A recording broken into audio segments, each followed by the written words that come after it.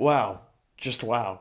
Probably the only way you can describe a potential game of the season and definitely the best game so far. This game had everything. You've got Rio's goal right at the end, at the depth. You've got Anthony Gordon being sent off for a terrible challenge. But where I'm actually going to start this review is with Alexander Isak, a player that didn't actually take part in today's game because of obviously all the matters that have been discussed countlessly through the media. But I just wonder if Isak was playing for Newcastle today, do they win or do they at least get a point? And I would say absolutely yes. First of all, they may have not had Gordon been sent off. There is still obviously a chance because he would have been playing off the left. But the amount of chances, cutbacks, crosses that Isak would have easily put away for Newcastle was pretty crazy considering that they couldn't put them away. And they looked better when Asalu came on. So I wonder if they'll give him a go against Leeds next up. But I'd also like to just sort of go over my thoughts on the Isak situation because as a Liverpool fan, I absolutely want this player. He looks like an unbelievable talent, and we know he is an unbelievable player. If we were to lose Ekatike, then we need a number, like if we wouldn't have any number 9. So this whole argument of, oh, you've got Ekatike, that's great. But what happens if we lose him? Because then you're looking at Chiesa, who's very injury prone, then you're down to, and he could easily get injured throughout the season. You wouldn't expect him to be able to play a full 90. And Slot didn't trust him a lot last year. He had lack of fitness at a lot of points. So I'm sort of ruling that out as like a long-term option, as sort of a backup. And a potential option if Ekatike gets injured. Then you're going down to someone like Jayden Danns, who's barely played for Liverpool. He's had a Carabao Cup appearance and FA Cup a couple of appearances. Really impressive, but I don't think he's anywhere near Liverpool starting striker. Then you're looking at Szoboszlai and Florian Wirtz. Not number 9s. They're great players, but they're not players in that position, I don't think. And I don't think Slot will want to go there. So we need a number 9. I think that's established. But even though we need this number 9, has Isak handled the situation well? No. I'm always been on the side of, as a footballer, you can't refuse to train, you can't refuse to play, and you can't go out against a club putting out Instagram stories against Newcastle and saying how much of a disgrace they are. I think that's wrong. I don't think that should be happening in football. Because he's still under contract. I know he may have had promises, but he's still got a contract saying you're here for 6 years and that there's a release clause. And then there's no release clause in this contract. Isak signed this deal. He didn't go at the time, oh, I don't want to do this deal, because Newcastle gave him one of the best opportunities and he just couldn't turn it down. So that is your fault. You signed the deal. No one made you sign that deal. This stance applies to anybody that's in the situation as well. Like Johan Wisser, I've seen. Very similar scenario. You've signed a contract. Suck it up, in my opinion. What I think will happen, though, is that Newcastle will be forced into selling Isak, because today I think we saw even more reasons why to sell them. I understand that if Isak comes back, they become a way better team. But what happens if Isak still refuses to train? Then you're left with no number 9, Gordon through the middle, or Asalu through the middle. They 100% need 1, and I think they need 2. Because we saw today, if Newcastle just had a half-decent 9, they would have easily won this game, I think. And they would have won it quite comfortably. Moving on to the actual game now, and I think this momentum graph really displays the game we saw. Newcastle started off out the gates really fast, and I didn't think Liverpool were too bad at the start. They responded pretty well in the first sort of 15 minutes. I did think, though, the strategy of just continuously going direct was going to cause us problems eventually, because we just couldn't get out. I think the plan was to sort of hit Cody Gakpo because he could go up against Kieran Trippier, which eventually started working a bit later on. But at the start, this just wasn't working. And this was mainly due to a lot of good fouls by Newcastle, or challenges where they slightly got away with it, or when we'd make similar challenges, maybe we didn't quite get the luck going our way at the start. And this did cost us. We really struggled to get out, and sort of in the sort of 30-minute mark, you can sort of really start to see it sort of in between the 15 to 30, and this is where Newcastle dominated the game and really should have gone 1-0 up. Szoboszlai, who had a brilliant game, made a lot of great interventions, and Van Dijk just led the team. And Liverpool managed to get through this very difficult period where Newcastle should have put the ball in the back of the net. You then sort of move on, and Liverpool started to edge a little bit into the game, but the real momentum came with that brilliant Gravenberch strike. It was a really good goal, and it really changed the game.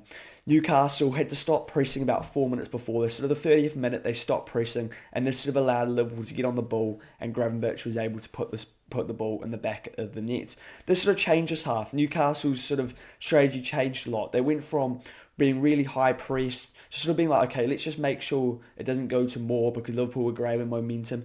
And Newcastle did keep trying. But what really changed this game, and for some ways for the better for Newcastle, what turned out to be eventually, was the red card for Anthony Gordon. First of all, terrible challenge by Gordon. And I don't think Gordon denies this. We saw the social media tweet.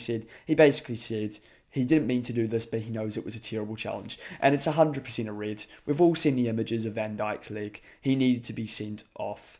And this really changed the game for Newcastle. They had to go into half-time, sort of rethink their strategy about sort of how are they going to change this game. How are Newcastle going to come out with a new sort of way of playing? And how they did this is that they just played with no striker. Now, I thought this was going to cause them more problems than maybe it did. It just sort of basically nullified any press, and Liverpool should have been able to handle this game a lot better than they did in the first half, control the game, and just sort of keep hold of the ball. They weren't able to do this, and this caused some real problems. Obviously, Hugo Ekitike scored just after the half, and it was okay, this should be the 3 points for the Reds. We should be able to just get through home now, and it was a lovely goal by Hugo Ekitike. Then Liverpool got that control of the game, which I was talking about, but then Newcastle started winning a lot of set pieces, getting the ball in the box, something that they struggled actually in the first half. In the first half, they got a lot of set pieces, but they were useless. They were crap. They were trying to be too clever. They just need to launch it into the box, and that's sort of what we saw with the first goal from Bruno G, which was from a long throw. Liverpool did well to win the initial header through Ryan Gravenberch, but Milos Kerkez, terrible defending at the back post, and Guimaraes with a simple header. This really got Newcastle fans up and about, and they used St James's Park, which was absolutely rocking all game, to really build some momentum into this game. And they continue with the strategy, getting the ball into the box. And Liverpool were just playing into their hands. We saw them do this at the cup final. They just launched it back to big Dan Burn, and they did this in some of the first half as well. And Dan Burn would just launch it back into the box, and we were playing this game about who's better in the air, which is Newcastle. Our team's smaller than it was in that cup final, and it's even smaller now. So we need to sort this out. We can't be playing like this against these bigger teams, because it just doesn't work. I'm sure Slot will go back and discuss how we're going to play against these sort of sides more. We saw Newcastle really build this momentum. Liverpool got back into this game. I thought they sort of wrestled it back a bit, but then the goal came, and it's again from one of those set pieces, launched into the box. Brilliant. Terrible defending by Kanate, actually. It just comes off his back, and he was terrible throughout the game. And I would have subbed him for, honestly, Leone, or I would have got Leone onto the pitch at some point. I know he's new, but he's 6'5", he's great in the air. That's what we know he can do. And he would have been really good to nullify these set pieces, and we wouldn't have had to rely off a 16-year-old kid off the bench, Rio Ingamoa. What a goal. What a goal by Rio. It's a brilliantly composed finish. The dummy run by Szoboszlai is brilliant. The ball by Salah is good. He had a rather poor game, but when it mattered, Salah got the ball in the box. Szoboszlai with the dummy run, and it's a brilliant finish by Rio, and sends the Liverpool fans in the sky into absolute limbs. And this was a winning moment to enjoy. A goal that you did feel had to come. One of the most amazing games, and you felt that this sort of goal was going to come for either side. And whatever goal it was going to have to be, it was going to have to be drama. I'm now going to have a look at some of the key performances for either side and players that won and lost moments in this game that really decided the outcome. But first of all, I'd actually like to highlight how unlucky Newcastle really were in this game, as well as having more XG and definitely deserving the win. Newcastle had countless injuries, the likes of Fabian Schär, Tonali, Joe Linton, also being injured in the space of 5-10 minutes. And this really slowed down momentum, where I actually thought Newcastle was starting to get on top. And Liverpool were incredibly lucky. If they had all three of these players on the pitch, would have Liverpool won the game? Maybe not. And should they won this game? No. But the fact that they won, I think, is a positive to take. I predicted they would draw 1-1.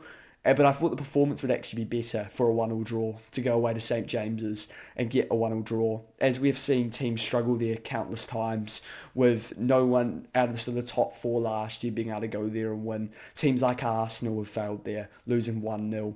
Teams like Chelsea have failed there. City failed there last year. So lots of teams have failed there. Liverpool failed there last year and getting a 3-3 draw where we probably played better than we definitely did today. But we got the result. And I'm going to take that as a positive for now. I really want to see a better performance, though, against Arsenal. At home, we need to be better, 100%. That is not a sustainable performance. But anyway, looking at some of the key players and how they played, first of all, I think that apart from maybe Rio, and I think the best player on the pitch for Liverpool was Virgil van Dijk. Immense in the air. The only person that would clear those set pieces, Kanate next to him, was piss poor at that. I just don't understand how you could be 6'4" and be that big in the air, but be shit at clearing set pieces. It was terrible from Kanate today, and I really hope he sorts it out. We need a centre half, I think, and just to push him. It could be a bit of his head's in Madrid. I really hope it isn't, but it does starting to feel like that. The other Liverpool player that can go away with a lot of credit from this game, Dominic Szoboszlai.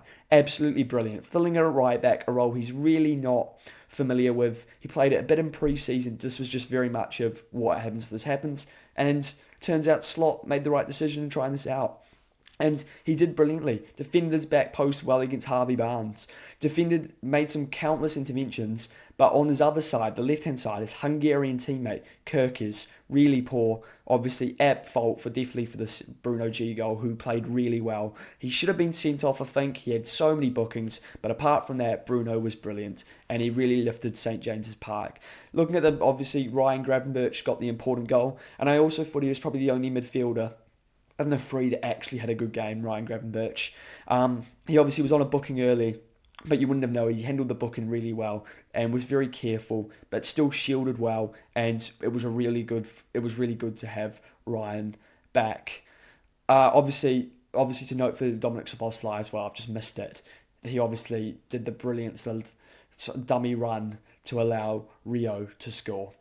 Hugo Ekitike, I thought was impressive at times. His link-up play wasn't as good as we have seen in the first couple of games, but I thought in general he played well and he took his finish brilliantly. Something that he was actually criticised for at Frankfurt, which people were worried about when he comes over. Will he be able to finish? Yes, that's the answer. Looking at the Newcastle side, obviously we've already highlighted these injuries. I thought that before Joe Linton and Tinali went off, the energy in that midfield in that first 30 minutes, and for a lot of the game, they just, especially when they went down to 10 men, they obviously couldn't do it as much, was brilliant. Pressing high, Liverpool didn't have an answer in the first 30 minutes, and that is very much credit to Newcastle. Gordon obviously being sent off, terrible challenge. He's really let his side down there, and they probably would have won if that didn't occur. I thought the battle between Trippier and Gakpo was interesting. I think Gakpo eventually had the better of him, but I thought Trippier played decent. He put a couple of dirty challenges in, but that's sort of what you're going to do in these sort of games, and he probably should have ended up with a booking. I'm not quite sure how he didn't. Key players off the bench, obviously Asalu getting the goal. He needs to start against Leeds. If Isak isn't there, or if they don't have a number 9 in, Asalu should 100% be starting. Federico Chiesa came on, did all right. He obviously he gives I think Liverpool fans hope. Brilliant chant, people love him, and he just gives hope after what he did a week ago, that he can do something again and deliver. I'd like to see him come on a bit earlier. I know he came on probably just after the goal. Oh no, so 10 minutes. So I bet he definitely could have come on early to give some impact. Same with Elliott. He needs to come on earlier, otherwise he's off. I do think he's going to go Harvey Elliott. I just think eventually he's going to go, look, I love Liverpool, but I've got to get moving. Rio, brilliant. I want to see more of this kid. And he's made me convinced we don't need a winger and we should just be targeting the striker. Looking at the managers, Slot, I think he needs to sort out this defence. And I think one way he can do that is by signing Mark Gahey to give competition to Kanate. He obviously made the sub of Rio, a sort of sub that not a lot of sides would have made. And not a lot of managers would have made, apart from someone like Arne Slot, who's given a lot of trust to him and he rewarded. Eddie Howe, I think Howe did very well considering the lack of resources he had, and that really sums up Eddie Howe for me. A manager that is brilliant who's brilliant that really lacks resources, and this is why I still think Newcastle will be alright. I think they'll get a 9 in, and I think Newcastle will still have a good season. That home form will be very difficult to play at St James's Park this season, as we've seen for every season under Howe. And that may well be their only loss this season there. They've been that impressive. Anyway, that's it for the football forecast for today's video.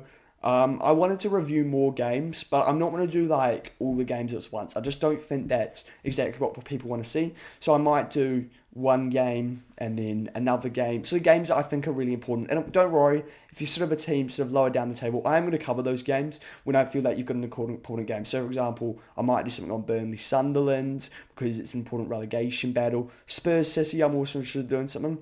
I'm also going to do sort of like a rewards, so like award show, sort of who's played well in the week and discussing biggest flop of the week, people I'm disappointed with, sort of different sort of ideas, and maybe like a team of the week. So sort of different ways I can cover more teams, but in separate videos, as I'm trying to target for slightly shorter videos. Anyway, if you enjoy what you see, please like and subscribe to support the channel. Bye.